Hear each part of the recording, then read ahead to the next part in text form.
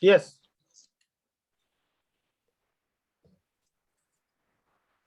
Is my screen visible right now, sir? Yes. Yeah. You make it full screen.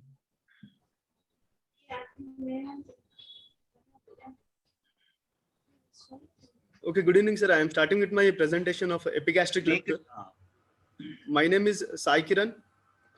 Hello. Hello, sir. Go ahead, go Yeah, ahead. you are Ma. audible. Please go ahead. Ma. Make it full Okay, sir. screen. You are fine to go. Start your presentation. Sir, this is Sai Kiran, third year surgery resident from Gandhi Medical College of Hyderabad, sir. I am presenting you a case of 36 years chronic alcoholic, Mr. X, resident of Bhadrachalam, came to Gandhi Hospital with the chief complaints of pain abdomen from 4 months, lump in the upper abdomen from 2 months. History of present illness. Patient was apparently asymptomatic 4 months ago. Then he developed pain abdomen for 15 days, which was sudden in onset, upper abdomen in sight, aching type, gradually increasing in severity, and it was intermittent in nature for a duration of 2 to 3 days. It was radiating. Hello, sir. Yes, yes, you continue. Radiating towards back, and which worsens on food intake and which relieves on bending forward and on taking medication. It was associated with vomitings of 3 to 10 episodes per day, which was non-bilious, non-projectile, undigested food particles in content, which was taken half an hour prior to the vomiting. Patient was hospitalized then and managed conservatively for 10 days and discharged on improvement. Lump in upper abdomen from 2 months, which was insidious on onset, increased in size for 15 days, later remained static at present size, which is associated with early satiety and not aggravating on coughing or no any relieving factors were noted. And no history of fever, no history of jaundice, itching, passage of clay color stools, and no history of dyspepsia, no history of constipation, loose stools, no history of hematemesis, melena, bleeding per rectum, no history of loss of appetite, loss of weight, no history of trauma over abdomen, no history of any steatorrhea, no history of chest pain, cough, breathlessness, palpitation, and evening raise of temperature, no history of testicular mass, no history of groin or loin pain, and no history of claudication, pain in the lower limbs. And there was no history of contact with pet animals.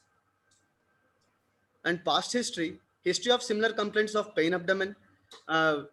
Two episodes were noted 2 years ago and 1 year ago, for which he was admitted in the local hospital in Bhadrachalam for 5 days and treated, and then patient left alcohol intake since last 1 year. No history of recent onset of diabetes mellitus, no history of hypertension, cardiovascular accidents or attacks or coronary arterial disease, pulmonary and extrapulmonary tuberculosis, asthma, and no history of gallstone disease noted in this case. And coming to the family history, no similar history of pain abdomen complaints in the family, no history of carcinoma stomach, pancreas, liver, colon, and testicular carcinoma in the family, no history of connective tissue disorders in the family. And personal history, he was non-vegetarian by diet, sleep and appetite is normal, bowel and bladder habits are normal. He is a known chronic alcoholic since last 5 years, consumes 90 to 180 ml brandy per day, and last alcoholic binge intake was on 3 months ago. But he left alcoholic intake 1 year ago, sir. And he is not a smoker.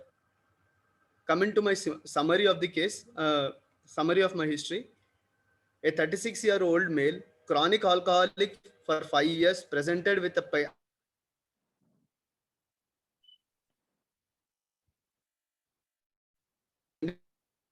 which is You're there? associated. Hello, sir. Yeah, continue. Which is associated with non-bilious and non-projectile vomiting. Later developed lump in the upper abdomen 2 months later, which is associated with early satiety. And no other systemic complaints were noted in this patient. Patient had previous hospital admissions for similar pain abdomen episodes, and he was treated conservatively. Okay. Yes, sir. Sai Kiran, can we go to the first slide? Yes, sir. Manas sir, you will take through the history, sir, or can I go ahead, sir? Yeah, please go ahead. Yes. Please go ahead. Can I go to the first slide? Sir, he was apparently asymptomatic No, 4 no, months no, no, ago. no, no, no. You need not talk. You need not talk. Go to the first slide. This before that complaint Oh, slide. okay, sir. Right. So, Yes, sir. what do you mean by alcoholic? What do you mean by chronic alcoholic? See, when you brand someone to say he's an alcoholic patient, what are the requirements to brand them? And when do you call it as a chronic alcoholic? A person is an alcoholic when he is completely dependent over it, sir. He needs to take alcohol. So, what do you call dependence? Can you tell quickly 2-3 symptoms of dependence? If he don't take the alcohol, he will be getting shivering, and he will be. So, withdrawal symptoms. Yes, sir. Right. In your history, you said the last consumption of alcohol was stopped alcohol 1 year before. Yes, sir. Then you said 3 months last alcohol. How yeah. do you justify this statement? Because he was admitted with severe pain abdomen in the local hospital. Alcohol, then he has controlled up to last 8 months, sir. Later on, he was unable to do so, and he has taken alcohol 3 months ago, sir. I don't think then you can say a patient continues to take alcohol. In between, he stopped. That's all. Make life easier. No? That Yes, makes sir. life easier. Right. And then the pain abdomen, if you could recall, go to the next slide. Okay, sir. You go to say that patient, next slide. Next slide, next slide, next slide, Okay, next. Stop here, past history. Oh, past history, sir. Okay, sir. Yeah, you mean to say patient is been having pain for the last 2 years, 1 year, admitted, all those things, right? So, you think they are all ongoing episodes, or in between he was perfectly all right? No, sir. Sudden attacks, sir. So he was all through normal in between, right? Yes, sir. For a period, if at all one episode is there, the episode will be up to 20 days or 15 days also. No, that's fine. He gets recovered in between, right? Yes, sir. Okay. Go to the present history slide, please. Okay, sir. So some simplified clarity on pain will be easier. I would have been happy if you tell patient is presently having pain for so many months. Patient gives history of multiple episodes of pain attacks over a period of so many years. Each attack lasting for so many days. Yes, sir. Right? That makes things easier. Okay, Yes, now when you go quantifying about the pain abdomen for 15 days, you go back to your previous slide. History of present illness, sir. No, previous slide. Yes, sir. Here you say 4 months. Go to the next slide. Now you say 15 days. So Sure. how do we take, which one do we take to work on for this discussion? Don't worry, this should not happen in the exam. You'll have to be careful, right? So you stick on to 15 days or stick on to 4 months, but then one slide before you talk 4 months and suddenly you swap to 15 days. I thought to represent in a way of it was about 4 months ago, sir. Okay, got it. Then you tell pain, complaints of pain for the past 15 days. That should be the thing. Okay, sir. Right? Yes, sir. Okay. So whether there was a associated bingeing before the onset of pain? No, sir. After onset, as pain abdomen was for 15 days, he was admitted and No, please understand my question. Okay, sir. Bingeing is continuous drinking, dependent drinking. That is called bingeing, right? So whether the patient was continuously taking alcohol just before this 15 days of pain. No, I am keen in knowing the trigger factor for the pain. That's why this question is being asked. Okay, sir. Before the episode, he didn't had any binge episode of alcohol intake, sir. Okay, fine. So the last drinking was only 3 months before. 3 months ago. Why sir. do you think this history is important for us? The recent ingestion of alcohol or Yes, sir. separate episode out of alcohol intake. Why do you think it is important? With the binge episode alcohol intake, it stimulates the pancreatitis, acute pancreatitis episode, sir. Okay, fine. When there is no alcohol and the patient has pain, what could be the trigger? What could be the extra information you get now? Probably any gallstone disease, which aggravating the Don't get confused. We are going off the track. The point is, Hmm. see, he has been sick for some time, right? Yes, sir. The existing sickness, you told already lump is there for quite some time. Yes, But sir. if you have a patient who has been always having something and suddenly one more symptom comes without the trigger factor, we are concerned the existing problem is getting complications along with it. Okay. That's the message, Okay. right? Without trigger factor, if the patient is developing a problem or a newer complaint or an existing complaint reoccurring without the trigger factor, the concern is whether the present issue is a complication of an existing issue. These are the two things. Yes, sir. Can you quickly tell, assuming this is a pancreatitis, what are the potential complications of pancreatitis which can give pain? Sir, complications of pancreatitis can be divided as local symptoms and systemic complications. Local complications No, and no, no, systemic no, no. complications. Kana, very simple question. Pain due to pancreatitis. Where all you get pain due to pancreatitis? That is a no. Let us not talk about the other complications. Okay.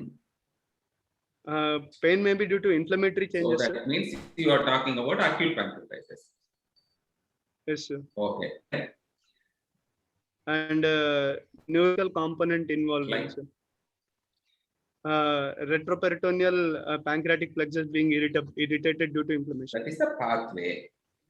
We are Yes, sir. talking about. We have not moved to the pain or pathway of the pain. I am concerned about what are the potential pancreatic pathologies which can be painful. You said acute pancreatitis, agree. What happens after acute pancreatitis happens? What are the potential pathway of pancreatitis? The simple question is, what are the cause of pancreatic pain? What are the Causes of pancreatic.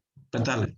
Due to duct obstruction or duct disruption. Sir. So ductal hypertension. Okay, then.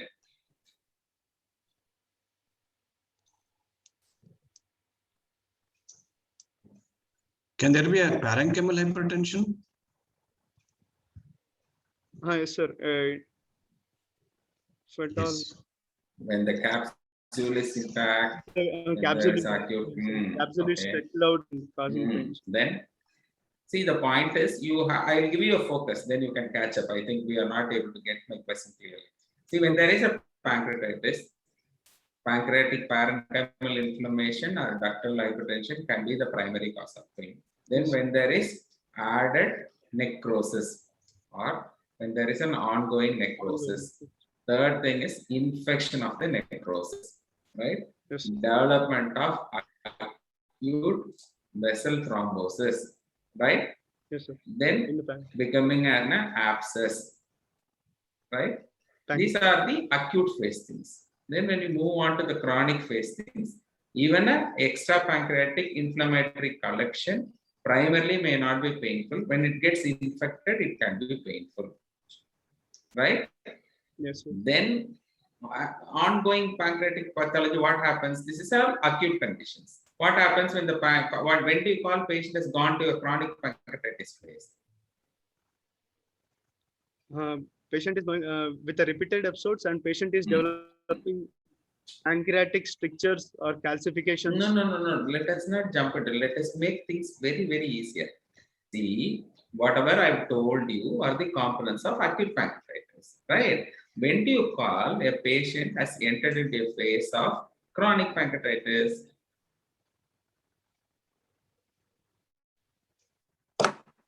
So there are two ways to look at it. Number one, the pancreatitis activity can be aborted at that phase of pancreatitis, primary episode. Then it goes for an ongoing episode, chronic.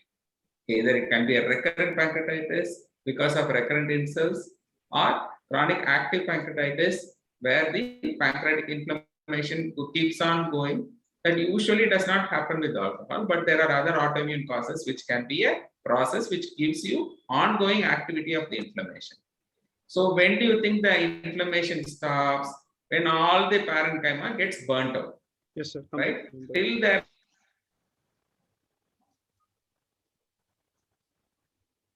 Hello, sir. When do you call it has gone to a phase of chronic pancreatitis? So when the pancreas heals, it heals with the fibrosis. It heals with entrapment of neural elements in between. It's between little bit of functional tissue and little bit of non-functional tissue. When the functional secretions cannot flow into the main duct without a problem. These are the potential things which can be a long-term reason for the pain. You said some pain pathway. The retropancreatic plexus or the retroperitoneal plexus. So the pancreas, when they heal, these nerve ganglions get trapped into the healed fibrous pancreas. So these are the potential pain for the pancreas. So keep these things in mind. The other things are when the patient develops. In your case, let us work towards the diagnosis, then we discuss on it. Yes. Can you tell me what is or how do you differentiate a pancreatic pain from other pain in the epigastrium? What are the typical pains in the epigastrium caused by the pain in the epigastrium? Most common thing is a peptic ulcer disease. Can you explain about that pain? Describe. Peptic ulcer. Yes, sir. Peptic ulcer disease can be divided into two, sir. Gastric peptic ulcer and a duodenal peptic ulcer, sir. Okay. And gastric peptic ulcer will be at the epigastric region, but the duodenal peptic ulcer disease will be at just slightly left, right to the umbilicus region, sir. And gastric peptic ulcer disease will be burning type, which will be associated with dyspepsia. And what? No, don't complicate. Make it easier. What is dyspepsia? What is gastric ulcer pain? How do you differentiate? Can you describe what is dyspepsia? It is due to gastric acid regurgitation, sir, which has That is called gastroesophageal reflux. Yes, sir. Which will be what is the definition of dyspepsia? How do you quantify what is dyspepsia? Sorry, sir. So it is a discomfort or pain which occurs in the upper abdomen. That is all. Nothing more. But we have come to much more discussions of the pain. So question of dyspepsia does not come. So pain happens. Usually, how do you differentiate between ulcer pain in the stomach and the duodenum? Can you tell something related to food and the duration of the onset of pain? Yes, sir. Gastric ulcer, which aggravates with a food intake, sir. How long after food duodenum intake does it get aggravated? Just in half an hour to 1 hour, sir. No. Whenever the food reaches the gastric, See, then I will make things easier. I think we have to discuss a lot of other things. So when you have pain immediately on taking food, generally it is a gastric pathology.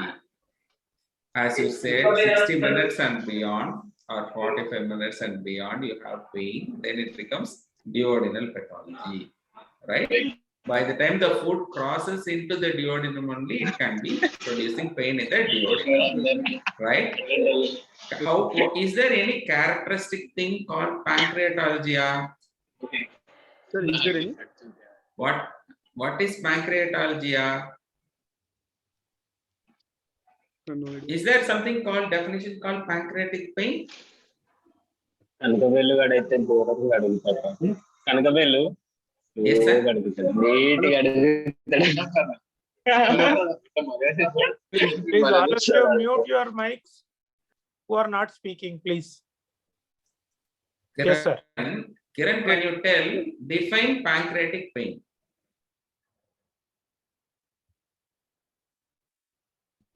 Hello, sir. Yes, ma. What can you define pancreatic pain?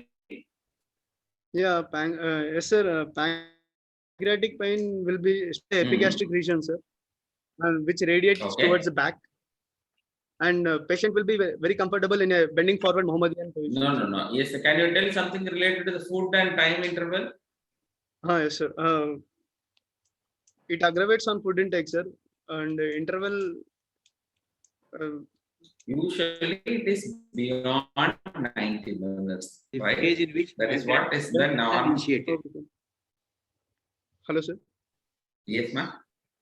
So this is about the duration. This typically helps you to identify what is the primary epigastric pathologies, Okay. right? Pancreatic pain initially can have the interval of food and the time interval. But as it progresses to chronic pancreatitis on and off, they may continue to have ongoing pain. They don't have unrelenting pain, right? That because the nerves are permanently entrapped and they continue to have unrelenting pain. So that indicates the severity of the pancreatitis, which has damaged or the extent of fibrosis, which have engulfed the nerves, right? I think I've been talking a lot. May I request my colleague Manashar, please take over, sir. Okay, Dr. Sai, at one of your slide, just go back to the slide. Just go back. So chief comment, sir. When you have given a series of no histories just to that slide. Okay, sir. One of your slides shows a series of no history of. Just go to that slide. Yes, sir. Yes, sir. Got it, sir. Maybe after that. Yeah. So how this Am I no history of testicular mass is important Sir, I thought about in your present yes, sir. patient? How? Yeah. Sir, I thought about the origin of our organ at the epigastric lump, sir. I thought to rule out the lymph nodal enlargement in that region, probably paraiotic lymph nodes involving. But a patient, Hello, sir. hold on, Dr. Sai. If a patient who has history of pain abdomen, history of alcoholism, appearance of a lump following an episode of pain, do you at any point of time can comprehend that this patient could be having a testicular malignancy, metastasizing to paraortic lymph nodes and presenting as a huge epigastric lump? Probably very actually because So, age. yeah. So, and his age is But, 66 or something like that, is it? Right, sir. Then Age is- we have to think about it. So I mean, why I'm telling you, when you write or present no history of a series of no history of, that gives a kind of a nihilism in the mind of an examiner. So give no history of some histories are really important, which are connected to your present case. It's fine. Please give it, Got it. but not correlate. I mean, things which are not at all possible in a clinical setting which you are presenting at the present moment. So literally you have boiled down to a patient who has a history of alcoholic pancreatitis, Mm, following which he had appearance of a lump. The lump is there for last 2 months, which is progressively increasing in size. Am I right? Yes, sir. It Okay. remained. So with this history, what provisional diagnosis is flashing in your mind? Most commonly, according to the history, we are first organ of origin will be pancreatic, sir. Hello, sir. So it is pancreatic because we have presented everything in relation to pancreas, pain radiating to back, getting relieved after bending forward with alcoholism, pancreatitis, then following that appearance of a swelling. So everything is relating to pancreas. Related to Am I right? Yes, sir. So Yes, sir. what diagnosis provisionally thinking of at the history stage? You are dealing with a patient who is probably suffering from. Thinking it as like a complication arising due to acute pancreatitis episode which the patient had, sir. Something you're thinking of at present?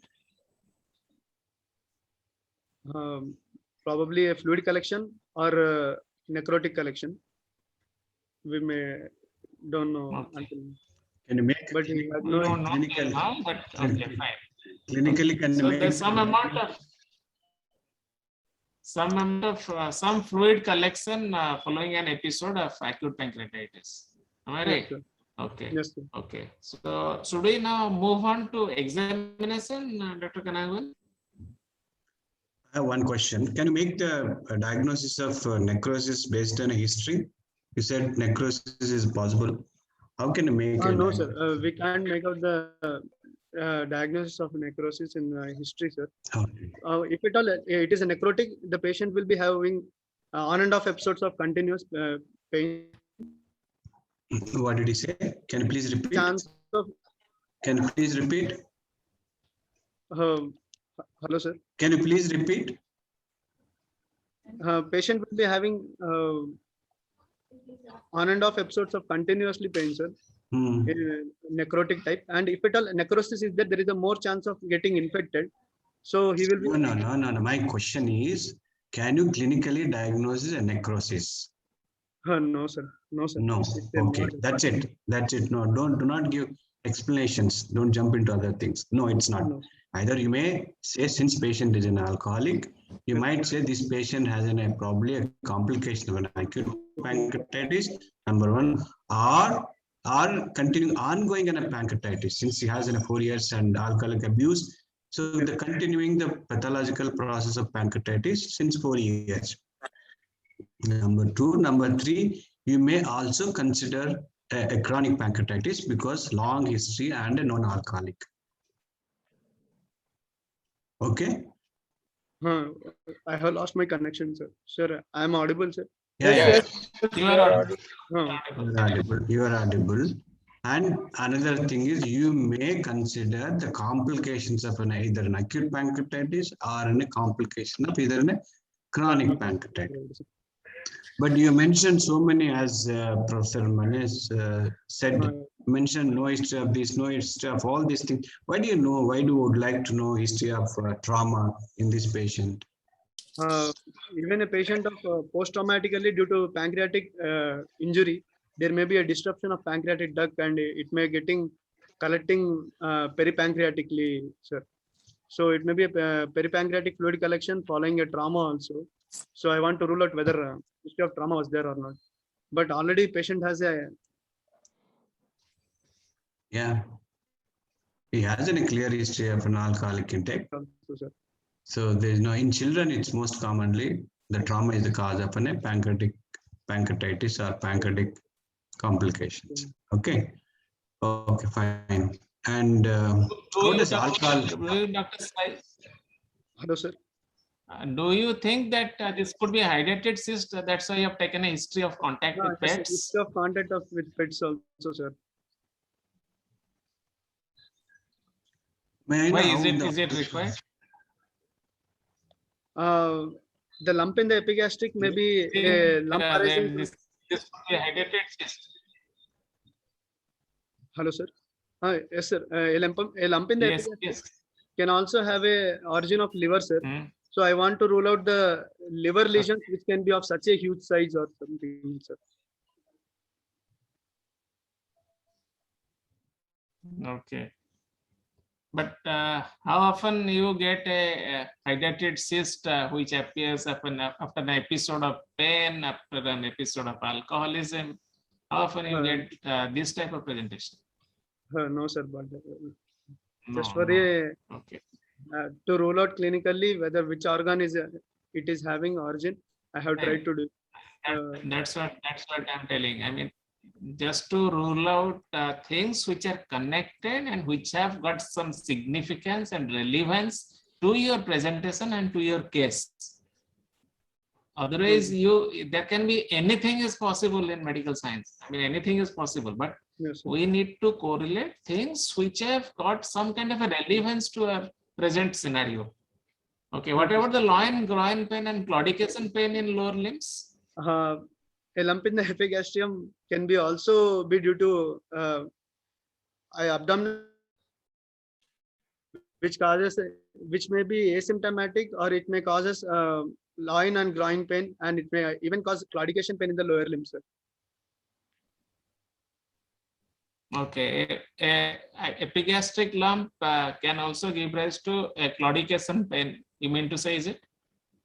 No, sir. Abdominal aortic aneurysm can have a Abdominal aortic aneurysm. Okay, a okay. I complication mean, may arise and you are overstretching your imagination too far.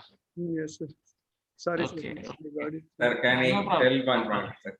Yeah, please. Sai Karan, let me Sir. tell you, in exam, you are bound to time, right? That's what Dr. Professor Manashar is trying Yes, sir. to tell. I got it, sir. See, you have, the point is, let us limit to something important.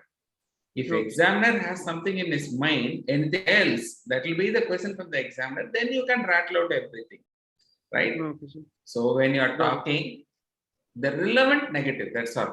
See, you have to, see, already you have a working diagnosis. You know what is the diagnosis, right? Yes, sir. In exam, it may not be possible to have a real diagnosis, but you have a working diagnosis. Your negative has to either augment your working diagnosis or disprove other very close diagnosis so that you arrive at a diagnosis. This is all is needed, right? Yes. Again, you talking about dyspepsia, right? So Yes. constipation and loose motions, all those things, you say patient has normal bowel and Correct. bladder movements. But here, if you're talking about steatorrhea, I'll be much, definitely it is a worthwhile thing. Can you tell what history you asked about steatorrhea? Whether he was passing stools with the oily globules and fatty. Did you ligaments ask that and whether- question to him? Yes, sir. And whether How will you know that is passing a fatty globules? You just, how did you question is, how did you ask, how did you elicit the history of steatorrhea in this patient? There's a typical history patient will tell. Something happens when he passes motion yes, sir. in the closet. It floats, oily, Yes. and if you wash, you know, the And it becomes sticky, sticky. Thank you, yes, sir. yeah, It will. that is you should elicit. Okay, I would like to ask one more question. Please, sir. Please, sir. Please. Yeah, is the history of change in the pain is important or not? Character of the pain in this patient, since he's been having a pain Yes, for the last 4 years and multiple episodes, yes, sir. probably aggravated by an alcohol intake, whatever it is. Is the change in the character of the pain is important in this patient or not? Because earlier the pain will be like aching type because of acute pancreatitis, sir. Later on, due to chronic inflammation, as the nerves are involved, then it will be like shooting type of pain, sir, as nerves are involved. Oh, no. I just wanted to, did you elicit this history? Is there any change in the character of the pain? I haven't taken, sir, but Is it important? If so, why? Suppose acute pancreatitis, the pain is different. In chronic pancreatitis, continuous, continuous. dull aching, radiating to the back is a classical history. If there are complications like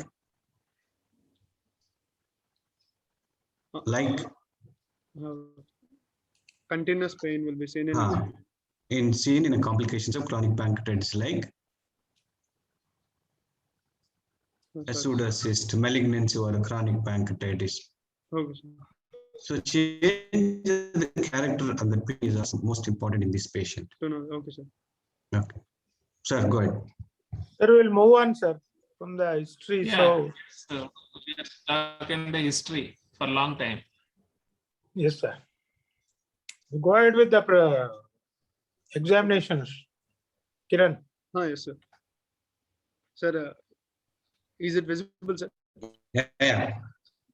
Yeah, on coming to general examination, patient is conscious, coherent, and oriented towards time, place, person. He is thin built and poorly nourished, sir. And height is 170 centimeters, weight is 55 kgs, BMI is calculated 18.5. And vitals, patient is afebrile, pulse rate, it is 88 beats per minute, normal in volume, rate, character, regular in rhythm, and in the right radial artery. BP is 110 by 60, right in the right arm in supine position. Respiratory cycles per minute, which is abdominothoracic type. He has pallor, No signs of jaundice, clubbing, cyanosis, pedal edema, and generalized lymphadenopathy. And no signs of any vitamin deficiency, no signs of collagen tissue disorders. And coming to the local examination, patient was examined with the due consent, exposed from nipples to thigh, lying supine and flexed knees in a well-lit room. And these are the images I have noted, sir. This is the lump of, this was the picture of the patient. As he was not comfortable with completely exposure, I have taken with clothes, sir. And I have just marked in the lateral view a horizontal line and a vertical line, sir. And this is the lump I marked with the black line, sir. And on inspection, a lump of vertically ovoid shape noted in the abdomen of size 16 into 15 centimeters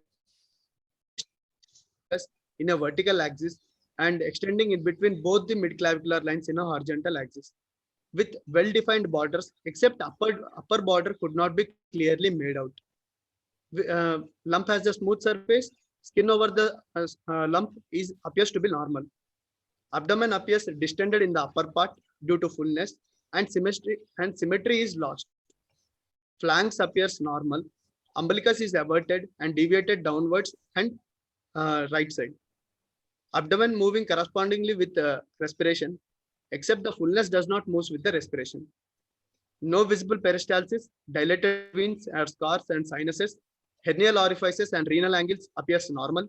No left clavicular fullness noted. On head raising test, lump appears to be reducing in size slightly.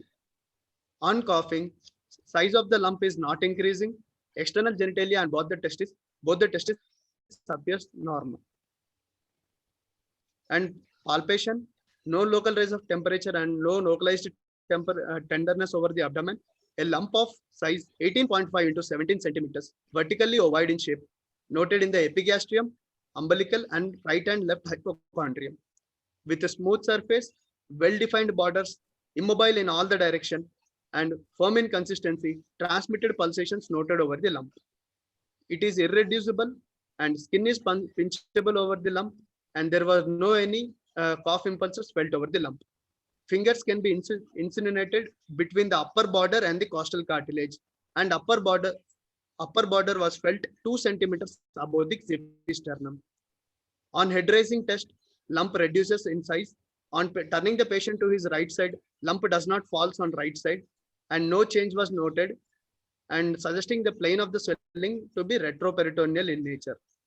And a knee elbow position, the pulsation which was felt in the supine position were absent. And no other palpable lumps over the abdomen, no hepatosplenomegaly, and no renal angle tenderness.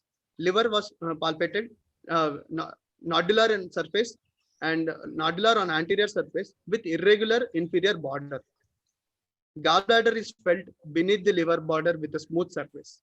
Spleen was not palpable in my case, and kidneys are normal in size and palatable, and no masses over the kidney. Hernial orifices, external genitalia, and both the testes are normal on palpation. No palpable inguinal and iliac lymph nodes, no palpable umbilical nodules, no palpable left supraclavicular lymph nodes. On percussion, dullness noted over the lump, which is continuous with the liver dullness, which was not in continuous with the liver dullness, and rest of the abdomen was resonant. Fluid thrill was not noted over the lump, and liver dullness noted in the right fifth intercostal place in midclavicular line with a liver span of 10.5 centimeters up. And no shifting dullness, no fluid thrill noted over the abdomen. And on auscultation, normal bowel sounds heard, no arterial bruit or venous hums noted over lump. Distal rectal examination, on inspection, no perianal skin tags, no fissures, no sinuses, and no discharge were noted. Sphincter tone is normal, no abnormality detected, no bloodstained finger or fecal stained finger. Glove. And coming to systemic examination, respiratory system, normal vesicular breath sounds were heard. Cardiovascular system, first and second heart sounds were heard and no murmurs were noted. Central nervous system, low focal neurological deficits noted. And musculoskeletal system, no bony tenderness over the spine and long bones and paravertebral tenderness. Coming to my summary of the case, sir. A 36 years chronic alcoholic male with a past hospital admissions for upper abdominal pain, radiating back, which relieves on bending forward, developing a lump in the upper abdomen 2 months later, associated with early satiety symptom and no other systemic complaints. On general examination, patient is thin built and nourished with a pallor and no signs of exocrine or endocrine deficiency of pancreas. On local examination, a non-tender retroperitoneal lump of ovoid shape measuring 18.5 into 17 centimeters noted in the epigastrium, umbilicus and both the hypochondrium, which is firm inconsistencies, not moving with respiration, without any intrinsic mobility, and its superior border is felt 2 centimeters above the zygospectrum, and transmitted pulsations felt over it, which were absent on knee elbow position. Liver surface is nodular, irregular inferior border of the liver, and lump is dull on percussion, which is not in continuous with the liver dullness. No free fluid in abdomen, and systemic examination is normal. Sir. You have a lot of points in the examination, and the examiner will have a lot of questions to ask also. What exocrine endocrine deficiency signs you'll see on examination? On general examination, sir. Yes. On general examination, we can see whether vitamin deficiencies are present, sir. Like fat soluble vitamins. Signs of exocrine endocrine deficiency on general examination. Signs of diabetic, cutaneous signs of diabetic mellitus, sir. Acanthosis nigricans, diabetic dermopathy. Kiran, please stand by. Please first internalize question what is being asked, Kiran. Question is very, very, very straightforward and simple. You are taking off track. You are not maintaining the focus of the question. Sir asked a very clear question. What are the exocrine and endocrine signs and symptoms in general examinations? Fine. Or what you have elicited, right? Question is very simple. Why do you want to go for acanthosis, all those things? He's not asking about what are the skin manifestation of pancreatitis. Please understand that. Yes, question is, what are the external manifestations or you are finding due to an endocrine or an exocrine deficiency? Please internalize the question and answer. One is vitamin deficiencies like Bitot. What are the exocrine hormones? How do they present? What are the secondary effects on general exam? Think like that. Low level to high level. We went to acanthosis. No, come down. What are the hormones? What will happen to his body weight? He will be having loss of weight due to chronic pancreatitis, sir. And even hormonal actions like glucagon is lost, and glucagon and insulin and stick to general features. Stick to findings on general examination. Yeah, you have specifically mentioned that, I'm asking.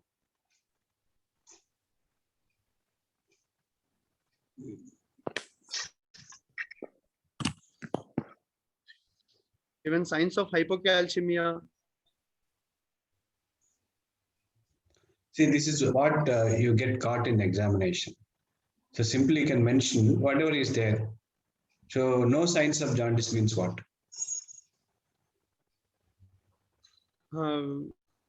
Yellowish discoloration of the sclera on visible. So what are the signs of jaundice? You call it as no signs of jaundice? No, sir. No signs of jaundice, clubbing, cyanosis. Acha. Okay. No, sir. Make things easier. So he has no jaundice. No. You can see he's no jaundice. You very clearly mentioned no yellowish discoloration of the sclera. There ends the point. Then this confusion is not going to happen. Okay, sorry. Then no jaundice. No jaundice. That is all. No jaundice, right? No clubbing. No sign. He is anemic. think is the reason for anemia in a potential pancreatic pathology? Because of diet, sir. Because of chronic, unable to take food, or he will be reducing his quantity to decrease the intake, and he is completely dependent on alcohol but not food. This also causes the You nutrition said he deficiency. stopped Sir. alcohol for the last 3 months, right? Last 1 year. And his Sir, BMI, shall we ask him the Kanagavellu, sir? Shall we ask him the diagnosis, sir? First. Sir, let him go ahead, sir. Let him go ahead because sir wanted to go one by one slide. I was okay. He can be taken He further, has sir. not told the diagnosis, I believe. No, sir? Fine, you can go to the last slide after the summary slide. After Then some. tell the diagnosis and come back. Sir, I will go with the differential diagnosis in my case, sir. With the Yes. most probable first diagnosis is pseudocyst of pancreas, and later my second possibility of cystic neoplasia, and my least possibility of hydatid cyst of left lobe of liver, sir. Can you justify why do you think pseudocyst? Why do you think cystic neoplasm? Why do you think hydatid? You should not stop just mentioning the differential diagnosis. You give the reasons why do you think particular diagnosis. Patient had an episode of acute pancreatitis 4 months back, sir. Later on, he developed a lump over the abdomen. It seems like a complication arising due to pancreatitis, and the most common complication arising after acute pancreatitis with a lump in the epigastrium goes towards the pseudocyst of pancreas, sir. And in my case, the swelling was present in the epigastrium, both the hypochondriums and umbilical region, sir. And the superior border was not clearly visible. Superior border was not clearly visible, and the lump which was there, it is a firm in consistency, and which was not moving with the respiration, and suggests that it is a retroperitoneal origin, sir. So, hello, sir. Am I audible, sir? Hello. Yeah, Kiran. Sir. Continue, Sai Kiran. Please go ahead. Yeah. Now, why do you think the other possibility, cystic neoplasm of the pancreas? If patient is having a chronic pancreatitis episode and having a duct, having a possibility, recurrent episodes may be due to any duct obstruction lesion, and duct obstruction lesion having such a huge swelling, maybe a cystic neoplasm of the pancreas, sir. That is Sai Kiran's theory. No, sir. Cystic neoplasms will occur following a chronic pancreatitis, ductal obstruction, and then. No, sir. If the patient having a chronic. No, the first diagnosis, I agree. Okay, you explained. You mentioned that alcoholism and repeated episodes of pain, abdomen, one episode of acute pancreatitis, Yes, and now we developed a mass. Okay, I can understand probably an pseudocyst. I'm asking you why it's in a cystic neoplasm pancreas. A cystic as it is also a lump in the epigastrium, sir. A cystic the content looks like a cystic, and You said it's a firm in consistency, firm in consistency, sir. not cystic. You did not mention that. Oh, yes, sir. So why did you consider cystic neoplasm? or Sai Kiran exclude it. Can I Features of be- cystic lesion, Oh, sir. tell them it is not there. Tell the features of cystic neoplasm of pancreas and exclude it. Cystic neoplasm can be asymptomatic in nature, sir, or it may come, or it may present is like a pain abdomen, and it may present it as like a obstructive features on the causing obstruction over biliary tract or causing obstruction over the pancreatic duct, sir. What is the cystic neoplasm which can grow to this size, this big size? Can you tell one or two pathologies? Such a big size, it won't arise, sir. Actually, Huh? Oh, no.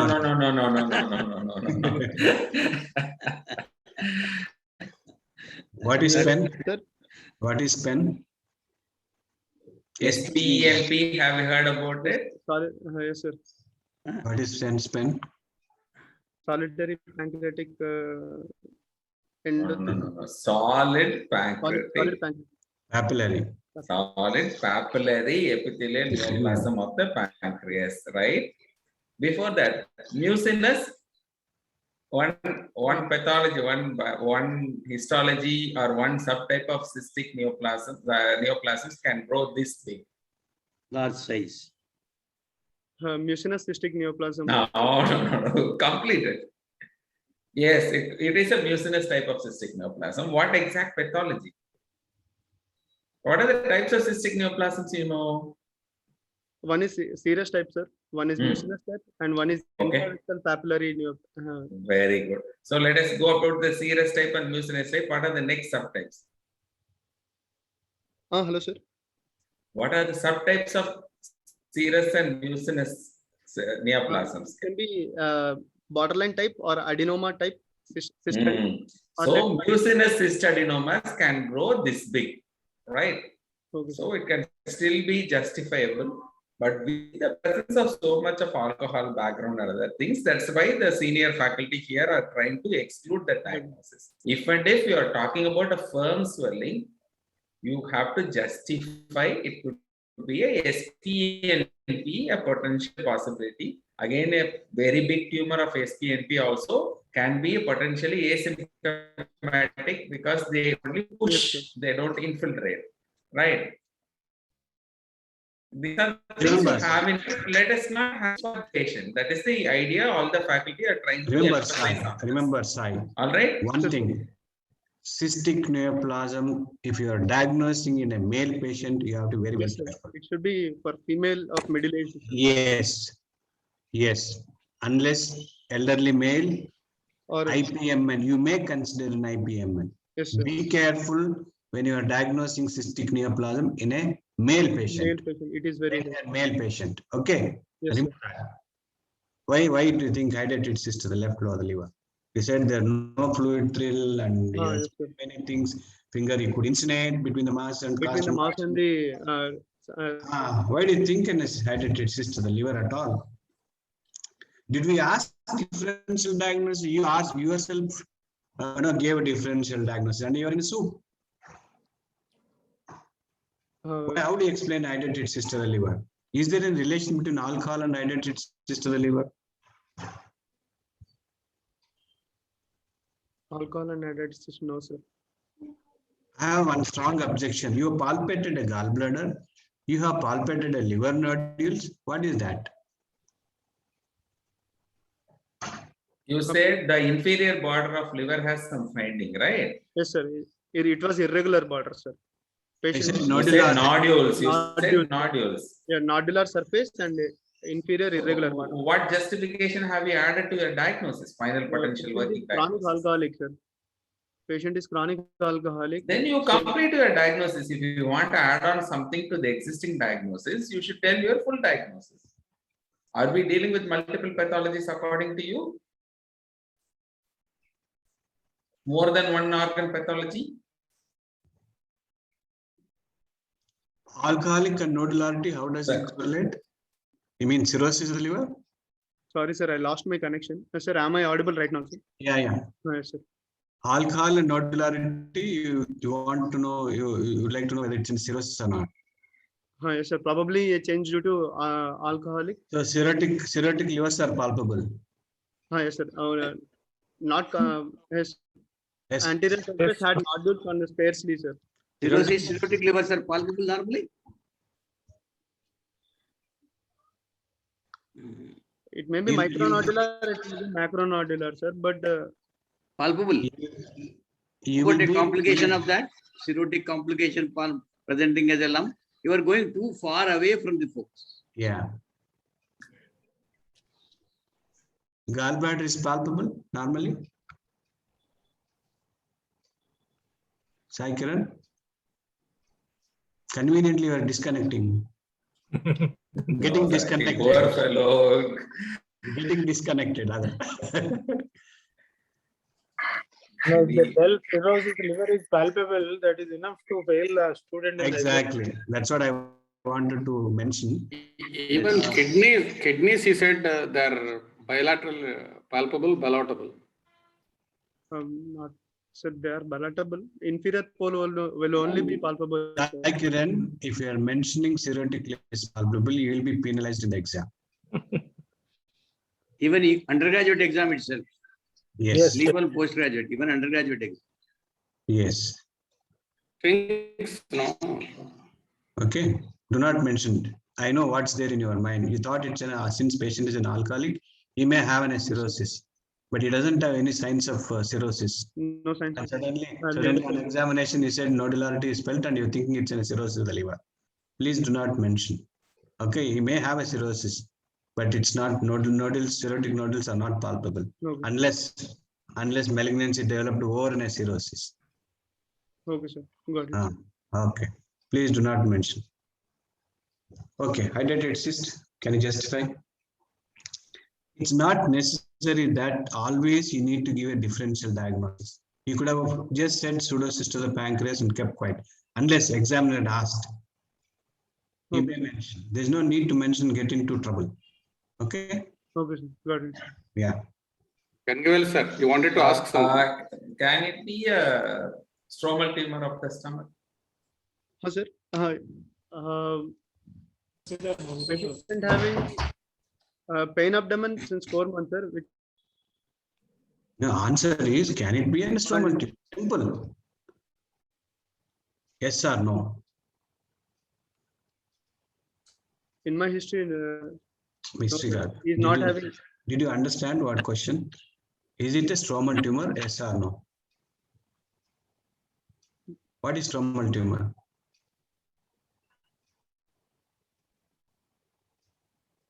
Arising from the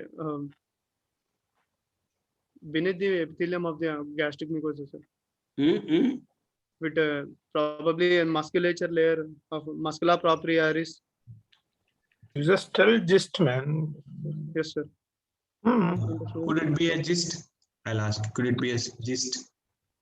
Patient is not having any complaints of vomiting. No, forget about it. All those things. Sai Kiran, listen to the question properly. Sir is asking whether it is gist or not. You tell yes or no. That's all.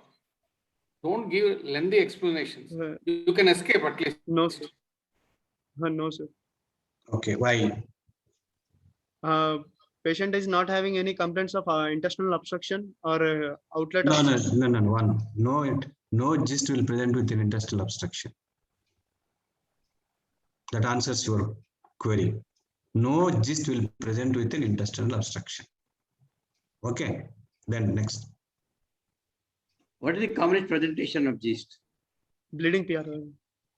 They may have a What is bleed. gastric gist? Hello, sir. Gastric gist?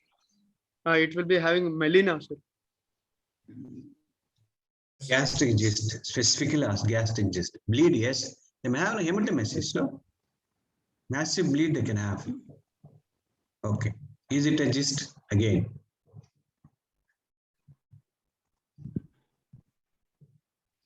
Tell no melena, no hematemesis, no. So it's not a gist, sir. You tell that way. Patient is not having melena or hematemesis in this case. Okay, fine.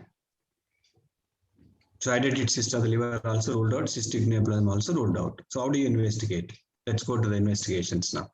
Sir Kanavel, sir, would you like to ask something? Sir, I am fine, sir. Yeah, no, Sir, sir, I Manas sir think is let there, him sir. have. Congrats, sir.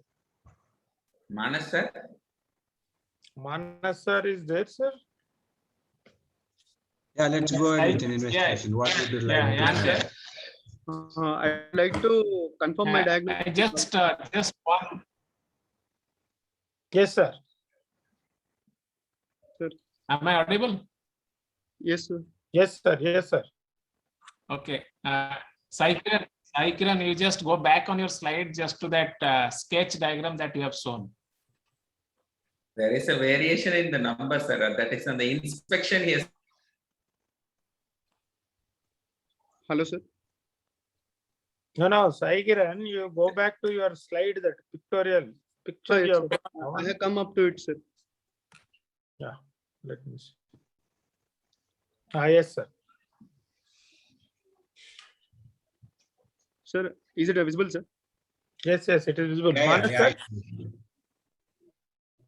It is visible. and such a big lump, it's almost occupying epigastrium. Manas? I think we lost Manas. Yeah, sir. yeah. We lost connection. Okay, okay.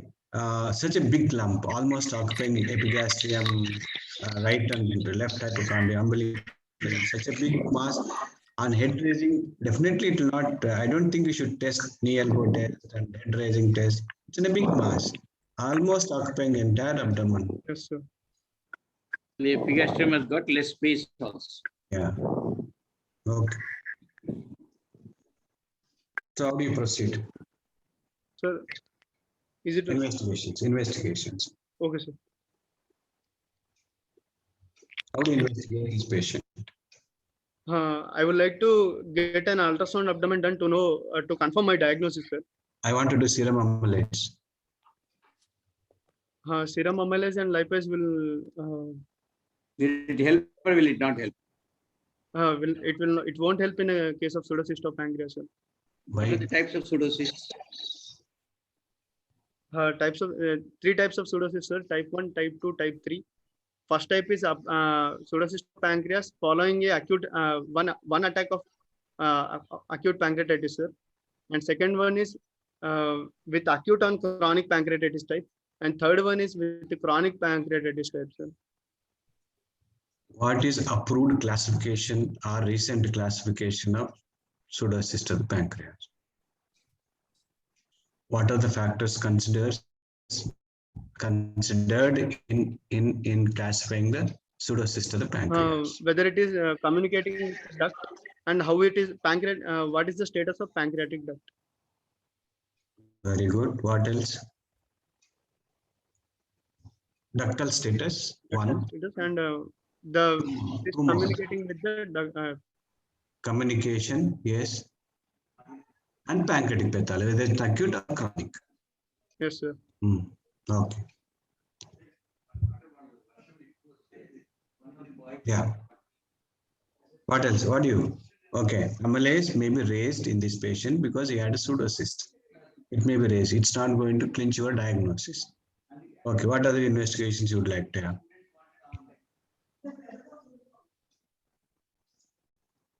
You said you want to going to have an ultrasound of the abdomen. To confirm my diagnosis. Okay. Would you like to do a liver function test in this patient? Yes, sir. I definitely like to do liver function test to know whether there were the symptoms of cholestasis. Hey, he has no jaundice here clinically. Is that important here? He is not having a jaundice, sir. Is that important cholestasis in this patient? What is most important in this patient? Liver function test in this patient is needed or not needed? If so, why do you think? What exactly you want to look in a liver function test? Serum albumin and serum protein levels. Very good. Synthetic function. Yes, sir. Synthetic Because function. chronic alcoholic and dependent. And okay, very good. Would like to know the enzymes also if they are raised because of parenchymal damage. Okay, fine. What else? What other investigations? PTINR levels also, sir. Okay. Shall we have investigations? Yes, sir. These are the blood investigations I have got for this patient, sir. So SGOT, SGPT is normal. Yes, sir. Okay. Even ALP was normal in this case, and blood urea is Serum amylase is done 1931. 193, sir. Yes. Why do you It's think? 193, I think. 193, sir. Yeah. So 193 international units per liter. Okay. Sorry. Okay, go ahead. And serum. Can this somewhat explain your nodularity of the liver? This investigation page. Are you justifying still patient has some alcoholic effect on the liver, or you want to revise that word? Enzymes are not within normal limits, sir. Okay. When What are the typical changes which are expected protein in levels ongoing cirrhosis or established cirrhosis? sir, I didn't get you, sir. What are the typical LFT changes which are noted in an ongoing cirrhosis or worsening cirrhosis or an established cirrhosis? With ongoing cirrhosis, the patient will be having continuous raised in the serum this liver enzymes values, sir. Okay. And it should be correlated with gamma glutamate transaminase. Okay. In long standing? In long standing, only gamma glutamate transaminase and ALP will What be are the raised. other component of liver function test here which is not agreeable to the diagnosis? You said nodularity, all of us agreed potentially, possibly alcohol effect. Yes, sir. Can you just consider the albumin status and help us to work out the functional aspect of the liver? Yes, sir. Yes, sir. Serum protein values can give you a hint regarding the synthetic ability of the liver, sir. What else can contribute to differentiate between a cirrhotic liver or not? This page gives that. What happens in cirrhosis? What happens to the functional? What are the? Can you quickly tell what are the important functions or synthetic functions of the liver? It produces albumin. It produces globulin, and it is helpful for absorption of vitamin A, D, E, K. Okay. And what are you much worried when you are taking a patient with cirrhosis? When you are operating the patient, you are much worried. Sir, if you are operating a patient with cirrhosis, your chief always insists, or your assistant professor always insists, did you check that? Did you check that? Did you check that? So what happens in cirrhosis patient? Cirrhosis patient PTNR will be elevated, sir. What do you mean by elevation?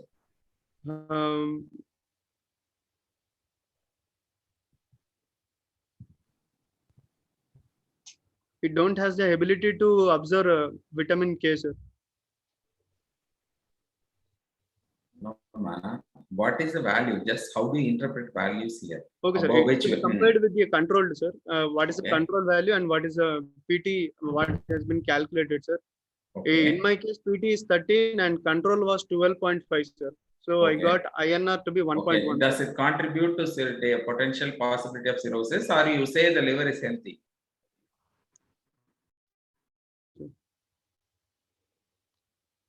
He is not understanding the question, sir. Kana, see, when you have a prothrombin secretion which is normal, the INR in this value is pretty much normal. It can be like any one of us. It is pretty much normal. When do you say INR is prolonged, or when do you say INR is deranged in presence of cirrhosis, above which? 1.5 times, 2 times, 3 times, 4 times. Values sir is asking. No idea, sir. Absolutely no idea, sir. Absolutely no idea. See, the concern is anything more than 1.5 itself is a very troublesome one. INR of 1.5 and above is a troublesome one. Usually, if it is more than 3, 4 and all, it indicates something very serious. Yes, there is no synthetic function at all. Those things happen in acute fulminant hepatic failure. So when there is drug-induced failure or hypersensitive failure of the liver, those are the conditions. There will be no endpoint. Your hematologist will give you, sir, there is no endpoint for PTINR. Those all indicates technically there is no synthetic functions of the liver, right? Let us not jump into that now. That's a totally different time working pattern. Sir, Pirappa sir and Manasha, can we go on to the next part of the investigation? I just would like to know. I'd like to know why magnesium is done in this patient. Next slide. Sir, why magnesium is done in this case, sir? Sir, actually, we wanted to rule out exocrine, endocrine, pancreatic insufficiency. So we did a calcium, serum calcium level in this patient, sir. Magnesium asking, magnesium.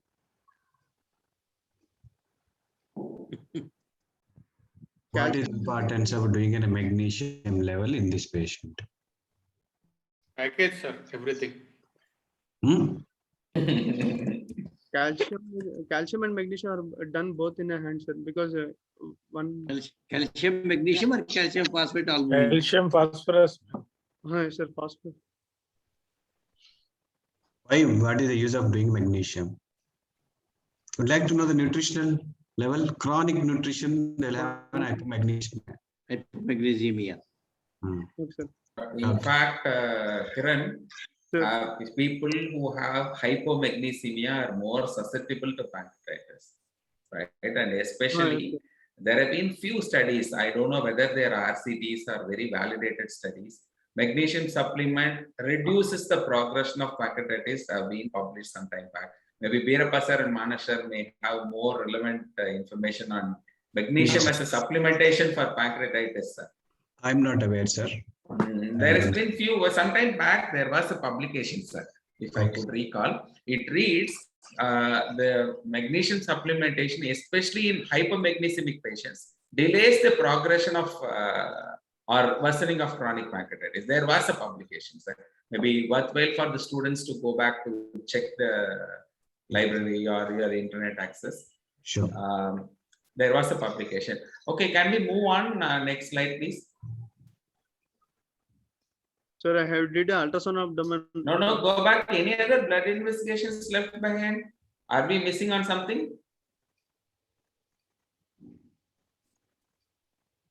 This was the what I did completely in my question. No, what you did is different. Fine. Sir asked, what are the investigations you would like to do? That is a different thing. Something on inflammatory marker for pancreatitis? CRP levels can be done, sir. Okay, then.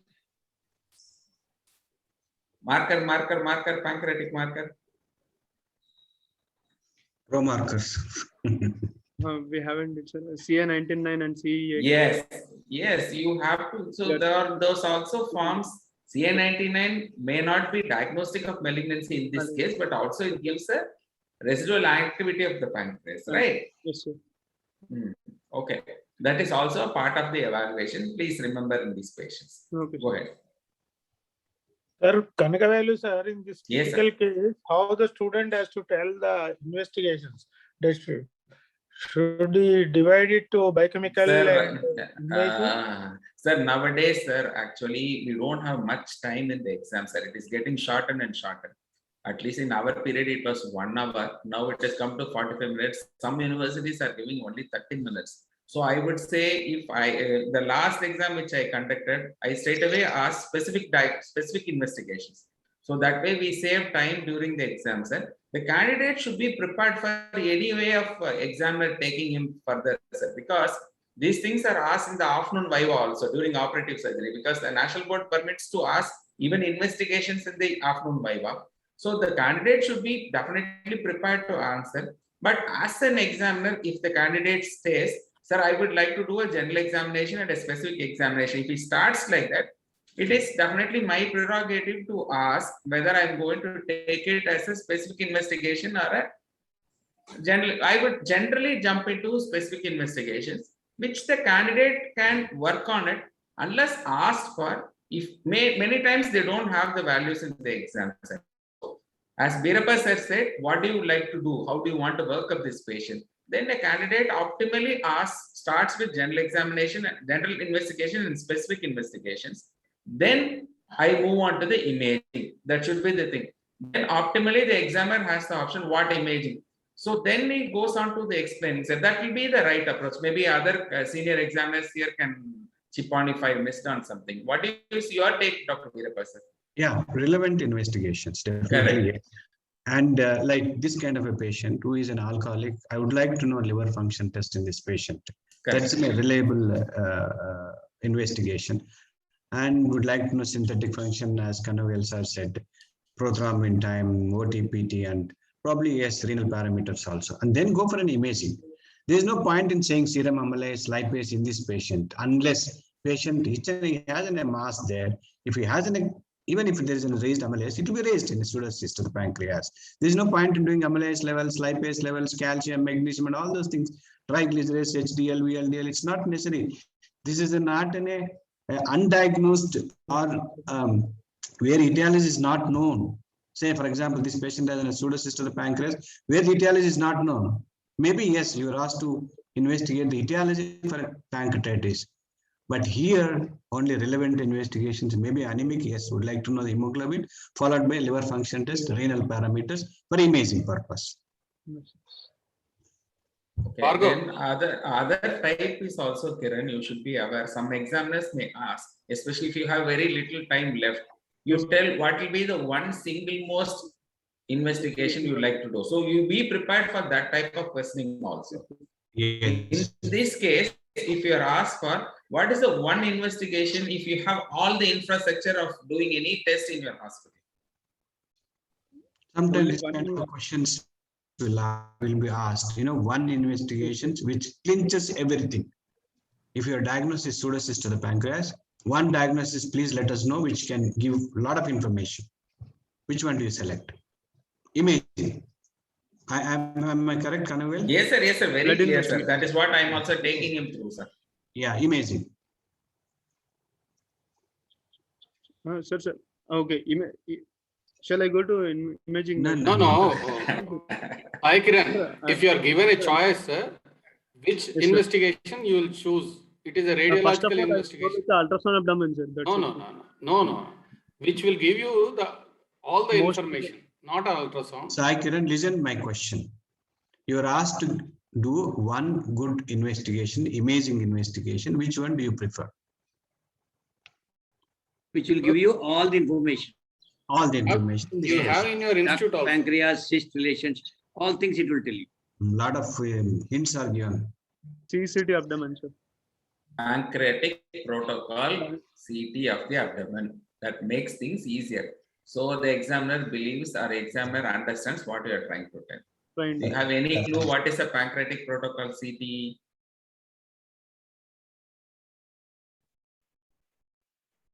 Have you heard the word pancreatic protocol? Sir, he is not with us connected. Sir. Bhargav, you wanted to ask one question? Sir. So actually in the examination, what is the student is expected to answer, whether you should start with the imaging in case of pseudocyst of pancreas or blood investigations. I feel imaging is the first order of investigation. Sir, I am very clear, sir, because if the candidate is asked, I am giving you 3 scenarios for the benefit of the candidate. If the examiner has adequate time, definitely he will go take him through the general investigations, specific investigations like that. The candidate does not have adequate time left in the exam, he may ask directly what will be the imaging test he has asked him to do. If the candidate is very good, the candidate wanted to be tested, the examiner can be asking him, give one investigation which gives all the information. These are the 3 potential scenarios the candidate should prepare himself to face the examiner, sir. That is all. So I would, in this case, examiner can take the candidate based on the time and the smartness of the candidate. He would like to ask more questions, he may take straight away to the one investigation and take him further. But if he like to do operative surgery and other things, he may take into. So the candidates ideally should be prepared to face 3 things. If the candidate has all the time, I would still request the candidate to start with general examination, general investigations, specific investigation. The examiner may stop, sir, go to the specific investigation. So let the candidate be prepared to handle these 3 type of way of approach the examiner may take.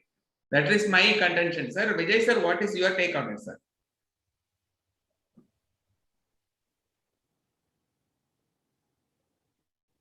Kiran, I think we will move on to the scan. What we want to do? What is the type of scan? Do you have the scan results with you? Yes, sir. I did ultrasound abdomen first, sir. Okay, please go show us the ultrasound. Sir, the report was like pancreas was atrophic with multiple calcifications, and the cyst of size anechoic cystic lesion. Go back for a moment. Stop. This reads normal liver, and you said some nodularity and all. Ultrasound, where they look. Yes, sir. But they look. But yes, sir. But it came as like a normal in size and ecotexture, sir. So then, at least thinking back, you could have definitely avoided a discussion on that, because ultrasound is more specific and sensitive for identifying nodules, right? Yes, sir. Probably some other associated thing. What I felt was like just sparsely dispersed there and there, so not. Maybe you should have asked your senior colleagues, associate professors or assistant professors to quantify and justify. If you have a doubt, you please ask them. but the way it looks in the ultrasound has definitely very typically removed the doubts on the nodules. All right, please go ahead. Yes. There was an anechoic cystic lesion of size 20 into 17 into 13 centimeters, which is present anterior to the body and tail of pancreas, with a wall thickness of 5 to 6 mm. Hello, sir. Yeah, listening. Go ahead. We are listening. With a wall thickness of 5 to 6 mm, with the multiple calcifications in the wall, causing compression and displacement of the stomach towards the anterolateral side, with possible diagnosis of pseudocyst of pancreas. Actually, your radiologist is trying to only confuse us here. Anyway, pancreatic atrophy and calcification within the body, head and all is fine. While you goes on to say anechoic, see, calcification will have echoes. How can a calcified cyst can be without echoes? Have you seen gallbladder stones? What do you mean by echo? You know that? Yes, sir. Okay, with so much of calcification, multiple calcification, I think anechoic, maybe if he's meaning the content of the cyst, maybe yes. If it is echo of the wall, definitely I disagree with the radiologist. Content of a cyst, sir. I would say mixed echogenicity, hypoechogenic or hyperechogenic. That's what is in. Birappa sir, what is your take on this? Probably he's commenting on a cyst wall. Possible, sir. Possible. Anyhow, So the content. Yeah. The content here can be, you can have clear fluid. That is what they are trying to tell here. Number two, it can be either a purulent fluid or some floaters or some necrotic material here and there. That could be the mixed or heterogeneous type of presentation. Otherwise, unless there is a, as you were pointing out during the discussion, during a cystic neoplasms, then you may be knowing into the content of the cavity, whether there are any septations, whether there are any solid elements. These are the components we are looking at it. Yes, sir. I think with this, do you have the CT scan also for discussion? Would you like to change your diagnosis now, or still you think it's in? What is your diagnosis now based on ultrasound of the abdomen? A calcified cyst wall obviously now makes you to consider something else also. That's what Birappa sir is trying to ask you. Yes, sir. Even cystic neoplasms of pancreas have a calcified wall, sir. Can SPNP get calcification? Yes, sir. Obviously. Sir. Now, would you like to change the diagnosis after seeing the ultrasound of the abdomen? Simple. Sir, we will ask Manas sir to take some questions, sir. Please, sir. We'll ask Please, sir in Manas. between. Actually, sir lost his connection in between. Sir is back, sir, now. If sir Yes, is sir, back, he's let him back, take sir. over, sir. Please, sir. Most welcome. Sir. Please ask him, sir. Manas sir, are you there, sir? Sir is visible, but I don't know. Okay, sir, you carry on, Kanagavelli, sir. Okay. What next you would like to do, Sai Kiran? What next? If this is the case, then we can go for endoscopic ultrasound, sir. Oh God, why do you want to do endoscopic ultrasound? What is the indication? Why do you want to do endoscopic ultrasound? What is your intention? As he said, sir, multiple calcifications. This is what examiner doesn't like. How many cases of pseudocyst in your hospital had an endoscopic ultrasonography? No, sir.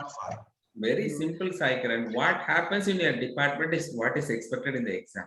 Okay. Nothing more, no hi-fi things are all expected.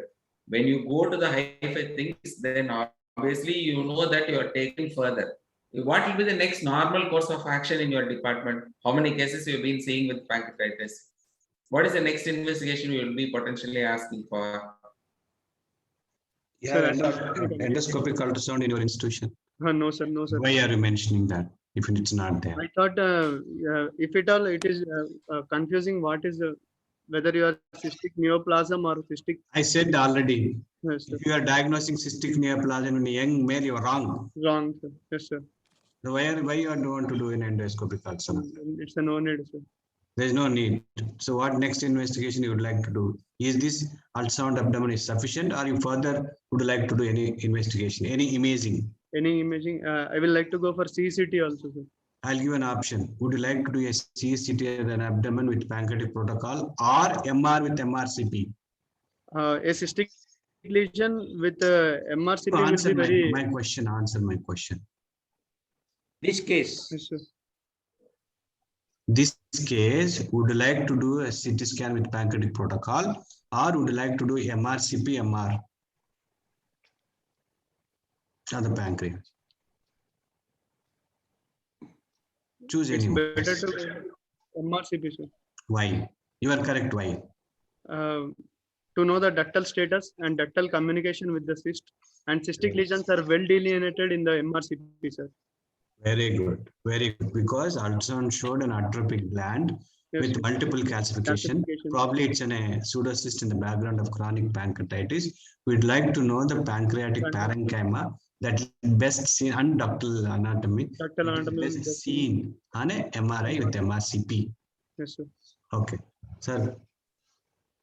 Fine, sir. You do have a CT image or CT report of Cyclone? What was done in this patient? Sir, but so, What was done in this patient? sir, What was done? CT or what was it was only CT done in this patient, sir. fine? Sure. I don't have the images of the You read the CT report.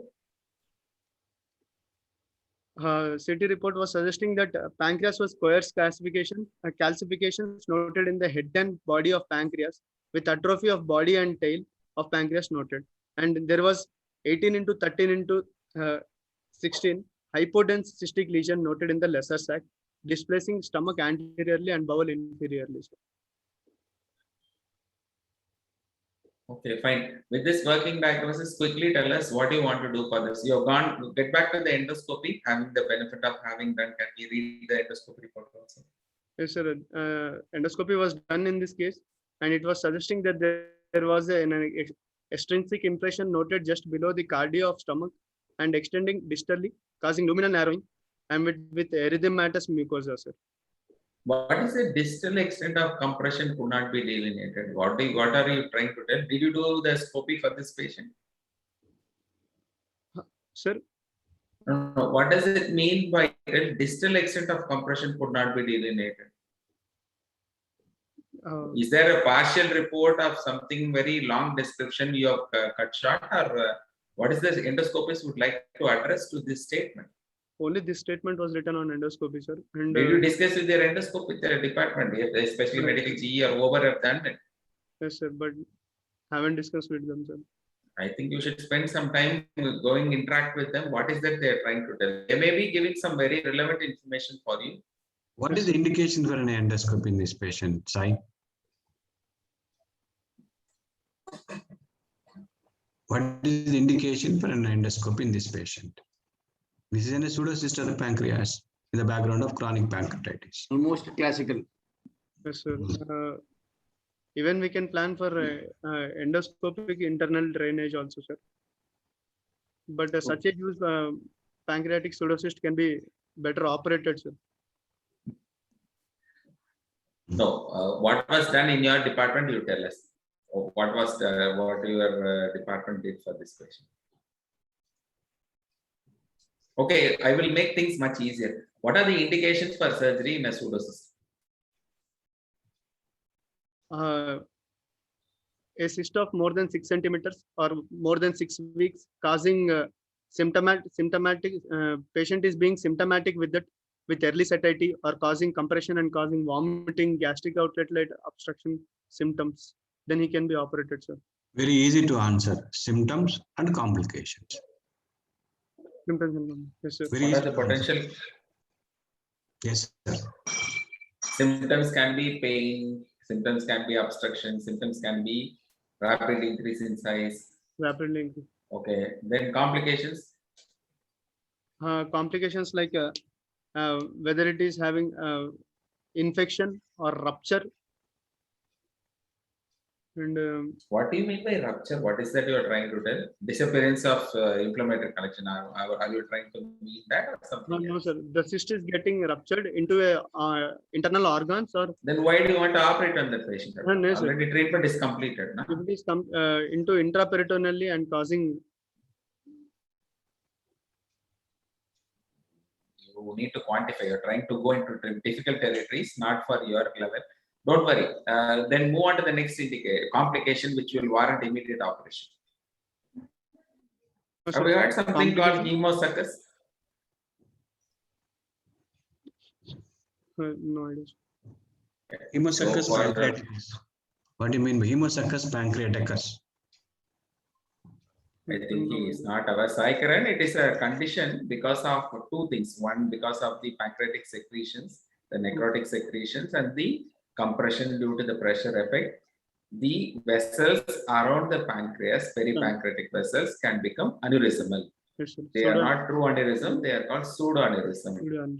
So it can bleed to the free peritoneal cavity, or it can bleed into the pseudocyst, or at times into the ductal system.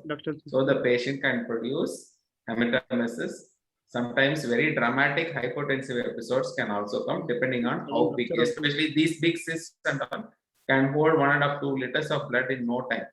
So it is a very, very emergent condition. Usually they present with one sentinel episode that gives a clue. You have to pick up the clue. Your CT triple triphasic or protocol CT will be able to tell us. This is the one area where use of IV contrast in MRI has to be considered. This is definitely, these are all information for the students. Please be aware.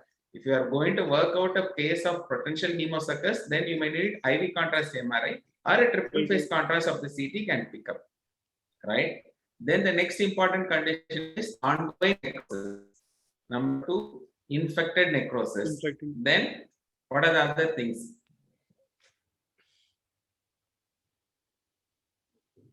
Fistula into unusual areas. So most of the time, mesocolon will be filled with this material. Sometimes it enters into the colon also. They are all very dreaded conditions, mostly terminal. Many times you may not have the patient who is operated because they become very sick very rapidly. Those are all not a common presentation. Be aware that can see any neighborhood organs it can rupture into, depending on what it is. Sometimes even major vessels it can rupture into. That is a catastrophic condition. Patient quickly passes away. Right? These are the things you have in mind. These are the indications for surgery. Right? Okay. Right. In this patient, what operation you would like to offer? You have decided on surgery. You have worked up the patient. Patient has been ideally optimized for this condition. You have arranged for blood and everything. Patient is on the table. What will be the type of procedure? If it is an open, like if it is an operative procedure, let us not jump into entire therapy at this point of time. As the lump is present in the epigastric region and very close to stomach, and it will be very easy to drain into the internal drainage into the stomach, sir. So I will plan for cystogastrostomy in this patient, sir. No, I would say make much easier. You tell about what incision you want to approach. Before doing a cystogastrostomy, what are the safety precautions you want to do? You want to do some procedure, some minor before steps. Tell me the important steps of cystogastrostomy. Sir, I lost my connection, sir. Can you please repeat the question? Tell me the important steps of cystogastrostomy. Yes, sir. Would you safely do this procedure? I will take a midline vertical laparotomy incision, sir, and I will select one area for anterior gastrostomy. Anterior gastrostomy. Yes, sir. Gastrostomy. Gastrotomy, sir. Gastrotomy, sir. Anterior gastrotomy. I will open it in a vertical incision, sir. Later on, I will have a syringe into it, and I will into the posterior wall, and I will confirm the cyst area, and later I will take a curvilinear incision over the posterior wall of gastric wall, sir, and later on the complete contents will be drained, and the cystic wall and the posterior wall of the gastric posterior wall of stomach is sutured together, sir. Something else done? You've been saying from the beginning cystic neoplasm, cystic neoplasm, cystic neoplasm. Biopsy will be taken from the wall, sir. See, ideally, before even you make a gastrotomy, generally it is preferable to first locate. You don't dissect the posterior wall of the stomach. That's the most important thing. The Yes, sir. addition to the posterior wall only will help you to do a safe cystogastroscopy. Yes, sir. So I would like you to answer in this way. I will have a midline entry into the abdomen. Let me see what is the most proximal organ to drain. Yes, sir. Right? It can be stomach, it can be duodenum, it can be jejunum. Duodenum So or it it is can- so big, you have access to most of the organs. But optimally, stomach will be a safer organ to handle with. As it will be So possible. then, before even opening an anterior wall of the stomach, I will be happy if you put in a needle to trial aspirate for this. But please indicate the anesthesiologist before you're going to needle the cystic neoplasms or whatever, in this case pseudosis. Any aspiration, it is preferable to inform the anesthesiologist, especially if you're hitting blood, right? So they'll be prepared to handle it. Yes, sir. All right. And then the most important thing is when you rapidly decompress this 18 centimeter cyst, Yes, sir. it definitely gives a relatively fair amount of hemodynamic fluctuation for the anesthesiologist. So keep them alert, that is all. Then securing it is a clear aspirate or an infected aspirate. Then you go for a gastrotomy. Yes, sir. See, having a gastrotomy done anterior wall, then you put in a needle, then you see blood, then it will be a mess there. So put in a needle, transgastric needle, check for it, clear or dirty fluid, then you go for a gastrotomy. I will be happy if we can tell. I would like to take stay sutures. Opening the stomach,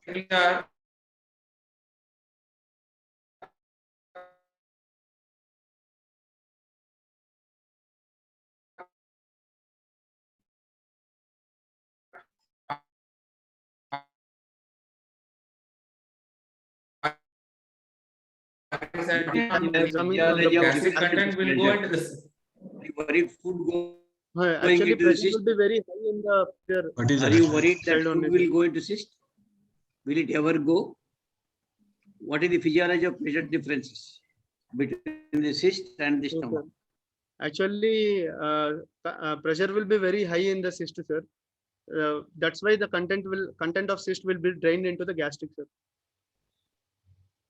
Okay, fine. I will be happy if you look for two things. Sir, Birappa sir has said very clearly the biopsy from the edge of the cyst. Yes, sir. Number two, I would like to very controlled drainage of the cyst should be the right word I will be expecting out of you. Then do a controlled aspiration, slow. See, rapid decompression can at times make the vessels to start bleeding. Bleed, sir. Yes. And with the lining of the cyst is so fragile, it's very difficult to control the bleeding if you rapidly empty.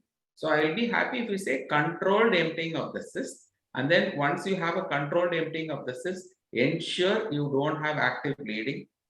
People should be refraining from, people will try to scrape the internal lining, all those things, better not to do. Okay. If you have some necrotic material which is left with, which is usually present, even though sonologists or radiologists tell there is clear, you may have some residual thing. Optimally use an instrument which is least harmful. Usually a turtle forceps or a sponge holding forceps is an optimal material. Don't use sharp instruments, because when you injure some blood vessels which are lining on the inner wall of the cyst, it becomes very difficult to handle at times. So I would request the youngsters refrain from handling the inner lining of the cyst wall very enthusiastically. Seek for it, gentle probing. If you have necrotic element, try to remove it. Otherwise, a wide cystogastroscopy takes care of everything, right? As well, the moment you are going to puncture or going to do a posterior gastrotomy, take a full thickness stay suture, because many times it empties. You are sometimes you get caught, the cyst moves somewhere away, and where from the gastrotomy posterior wall, it becomes very difficult to approximate. Yes, sir. People have faced that situation. Moment you drain the cyst goes somewhere else. You have two openings, one on the anterior wall, one on the posterior wall, and it becomes a mess. So ideally, once you secure with the needle aspiration in the posterior wall, take a full thickness, couple of bites along the cyst wall. After then, you open the posterior through and through gastric wall. If your institution has the luxury of using a stapler, usually a tri-stapler, you use either a gold load or a purple load, preferably a thick wall loads, because blue loads and white loads may not be the right choice. So you go for a thicker loads. you make through and through, pass in the endo-GA stapler, just fire the endo-GA stapler. The advantage is it drains, it also secures the hemostasis on the wall. The only issue with the endo-GA stapler is taking a biopsy becomes little technically difficult, right? These are the things you should be in mind. Veerappa sir, you would like to add something? I think I've been speaking a lot. Yeah, if the patient, okay, you did a cystogastroscopy because there is an impression in the stomach by endoscopically, and you did a cystogastroscopy. Good. After 1 month, he comes back with you again with the pain in the abdomen. Sir, you did a surgery and there's no mass now, there's no swelling, but I have a pain.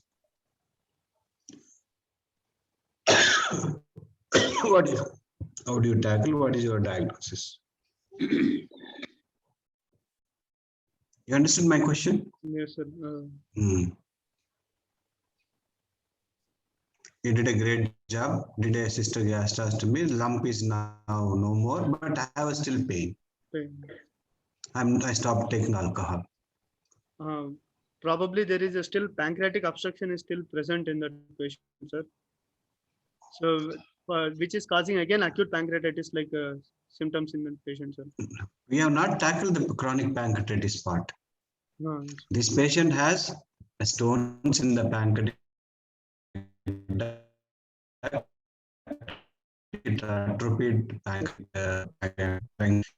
Background of pseudocyst in the background of chronic pancreatitis, but you have not tackled the chronic pancreatitis unless the cyst has. So if there is a communication, you may get a relief. If there is no communication,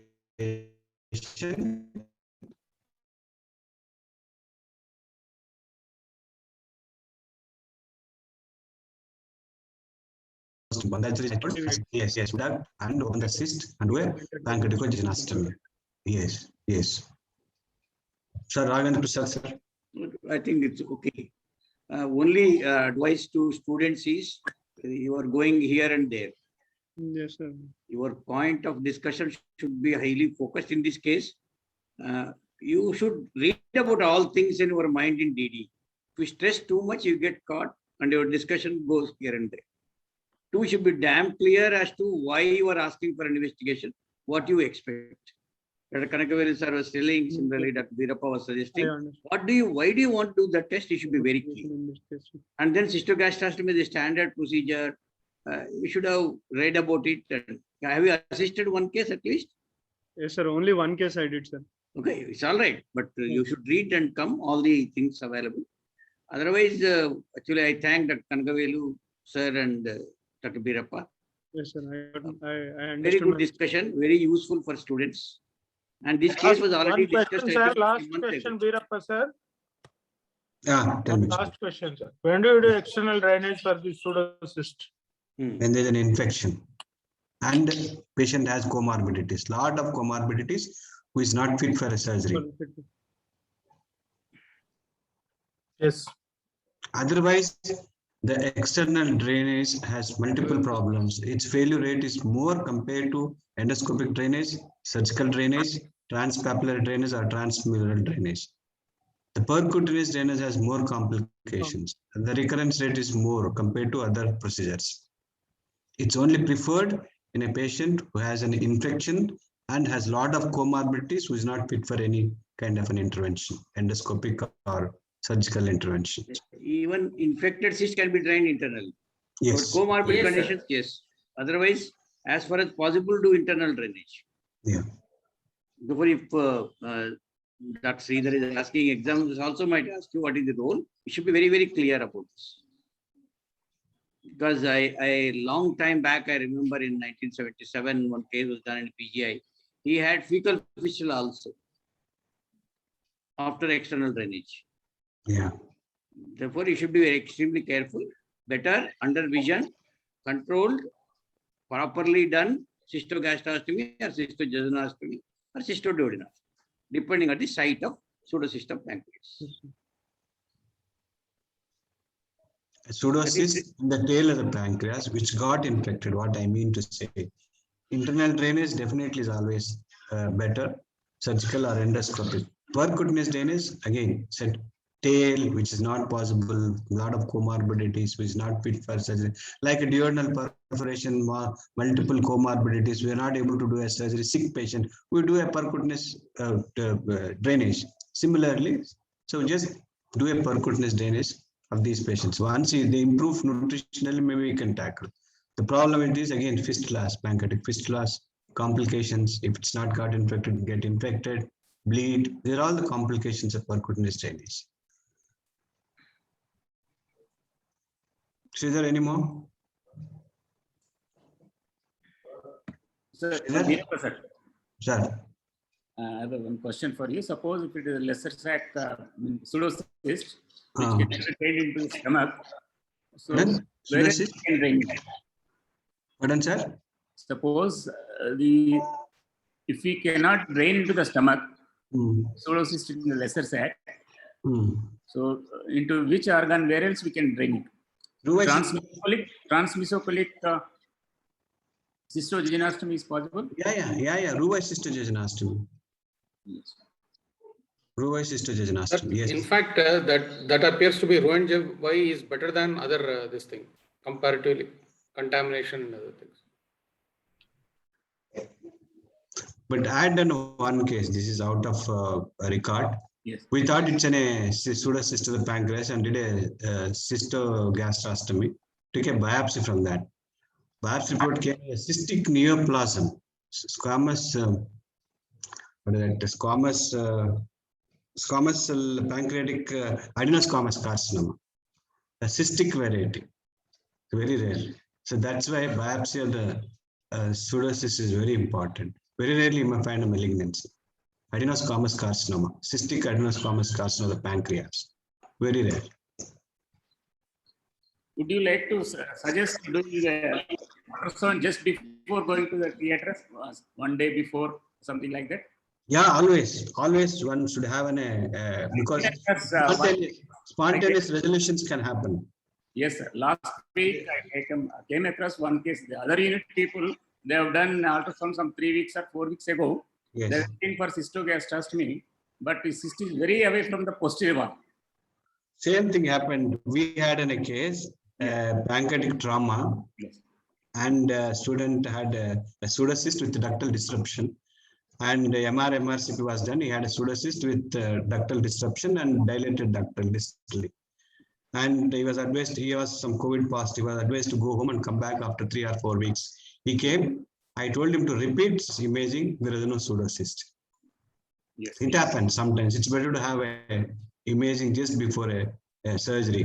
A spontaneous resolution of pseudocyst is very well known if they have ductal communication. Is there any final words? Sridhar? Yes, sir. I just lost my connection, sir. I came back now. So it was a very good discussion, sir. But unfortunately, we could not connect much to Dr. Sahu, sir, Manas, sir. We lost his connection. He was there. Is there Krishnamon, sir? Is there in the sir? Did you log in, Krishnamon, sir? Sai Kiran, sir, chief. No, sir hasn't come, I think so, sir. Hello. I think there. There is pretty much with you. He's there. He's there, I believe. I could see his name. Yes. I was there from the beginning. Okay, sir. Thank you, sir. Thank you for Yes, sir. giving postgraduate one opportunity. Thank you very much. Thank you, sir. Thank you, everybody. A fantastic discussion for students. Thank you. Yes. Thank you, sir. Good night. Thanks everyone, sir. Thank you, sir. Manas, sir. Thank you, sir. Thank you, Birappa, sir. Good night, Bye. sir. Good night. Thank you. Permission. Thank you for the opportunity given, Sridhar sir and the entire Hyderabad Surgical Clinics team, Raghavendra sir especially, and Birappa sir. It's been a pleasure being at this co-discussions with all the expertise of yours. Also, we are also learning from you. Thank you, everyone, and we look forward for more active academic interactions with Hyderabad Surgical Clinics. Goodbye and good night, everyone. Good night, sir. You are one of our regular this thing, sir. Thank Sir, you. you just count on me, sir. It is like our neighboring state, and all of us are very closely knit people. Yes, you need not even whenever it's possible. Don't worry. new faces so that the students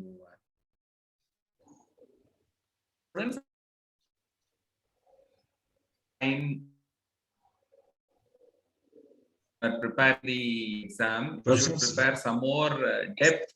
Sorry, I think I lost connection. No, I would say students should spend time. See, please anticipate questions whenever you put a slide. See, that's how our chiefs used to teach us. So first slide, complaints, what are the potential questions? I would say the students, the same format is useful whenever you are asked to present in a real exam. The time which is kept before your turn comes for questioning, please internalize. In history, what all this examiner is going to ask. In clinical finding, what all the examiner is going to ask. That way, you have a ready answer. Your brain need not think at that point of time. Even your brain knows the answer. In this patient, if I answer this way, the examiner will get convinced easily. So you have a parallel thinking process which goes inside. That definitely helps you to answer in a better way. And surgery, any surgery for the matter, not this hystogastritis, anything, you have a system, 10 points, 5 points. This will be so you prepare it like a notes. So moment you are asked about steps of Whipple's procedure, tell the important steps. Please tell in detail. Then you go start from cauterization onwards. So you have a system for answering in the exam. So moment you do that way of systematization of all the cases, it becomes exam becomes like any other ward day work. Go see a patient, you write a case sheet, you plan a treatment. That is always expected in your clinical exam, right? So all the students should have their own work plan before we come for a presentation. All right. So all the best and thank you for the opportunity. Good night, everyone. Thank you. Thanks. The permission of the faculty, I will sign off today, sir. Good night, sir. Good night. Good night. Post. Professor Samreddy is there online. Can I have some comments from Samreddy? Hello? Sridhar, shall we exit? Sridhar has gone for a food, I think. Sridhar?